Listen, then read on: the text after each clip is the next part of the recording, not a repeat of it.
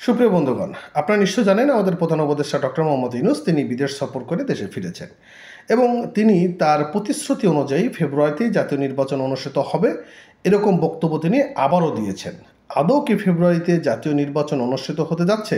হবে কি ফেব্রুয়ারিতে জাতীয় নির্বাচন? দেখুন, একটু বিশ্লেষণ করলেই বিষয়গুলোর ক্ষেত্রে একটু স্পষ্ট হয়ে আসে। কেননা বিএনপি তারা চাচ্ছে যে দ্রুত নির্বাচনের কথা। বিএনপি শুরুতে ডিসেম্বরে নির্বাচনের কথা বলেছিল, কিন্তু বিভিন্ন রকম ইস্যুর কারণে ফেব্রুয়ারি মার্চের মধ্যে জাতীয় নির্বাচনের কথায় বিএনপি সাড়া দিয়েছে। কিন্তু এনসিপি এবং জামাতে ইসলাম তারা কি বলছেন?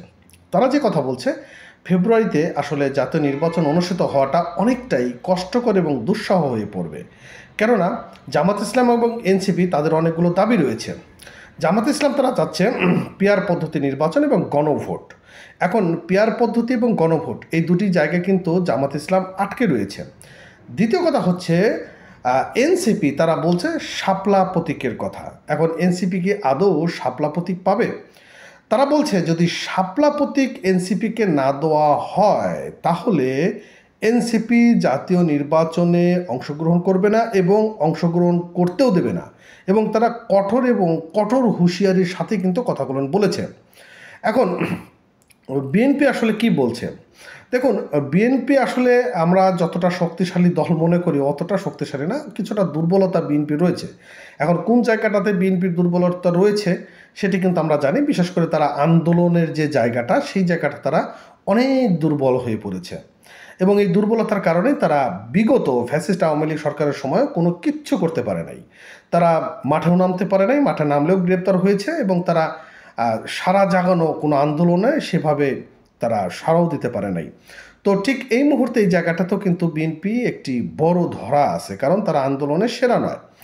এখন এই যে ডক্টর মোহাম্মদ ইউনূস তিনি এই 1 বছরে 12-13 বার বিদেশ সফর করেছেন এবং বিদেশ সফরে গিয়ে যাওয়ার আগে বলে নির্বাচনের কথা, আসার পরে বলে ফেব্রুয়ারিতে নির্বাচনের কথা। কিন্তু আপনি যদি একটা চিন্তা করে দেখেন, আমাদের ডক্টর মোহাম্মদ ইউনূস তিনি বলছে ফেব্রুয়ারিতে নির্বাচন হবে এবং ফেব্রুয়ারিতে নির্বাচনের জন্য তিনি প্রস্তুতি নিচ্ছে, কিন্তু একতরফা তো নির্বাচন হয় না, অর্থাৎ বিএনপি তো একতরফা নির্বাচন করতে পারবে না। কিন্তু জামাতে ইসলাম এবং এনসিপি তারা যে ব্যাগটা দিয়েছে, তারা যদি একটা জায়গায় সীমাবদ্ধতা থাকে পিয়ার এবং এই যে গণভোট, পাশাপাশি যে জুলাই সনদ, এই 3টা জায়গায় যদি বিএনপি এবং জামাত এখনও স্টিল নাও থাকে এবং জামাত ইসলাম যদি ফেব্রুয়ারিতে নির্বাচনে অংশগ্রহণ না করে, তাহলে কিন্তু নির্বাচন অনুষ্ঠিত হতে পারবে না। এবং এই ডক্টর মোহাম্মদ ইউনূস তিনি কিন্তু প্রশ্নবিদ্ধ হয়ে থাকবেন। তিনি যদি ফেব্রুয়ারিতে নির্বাচন না দিতে পারেন, আন্তর্জাতিকভাবে ডক্টর মোহাম্মদ ইউনূস অনেক বড় একটা চাপের মধ্যে থাকবেন এবং এই চাপের মধ্য দিয়েই ডক্টর মোহাম্মদ ইউনূসকে বিদায় নিতে হবে এবং হয়তো সেই বিদায়টা অন্যরকমভাবে হতে পারে।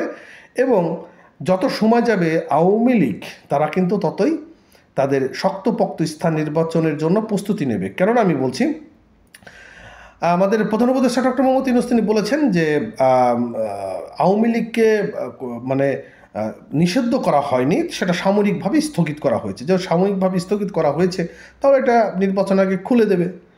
তাহলে কি হতে যাচ্ছে? খেলাটা কিন্তু জমে যাচ্ছে। ভালো থাকেন।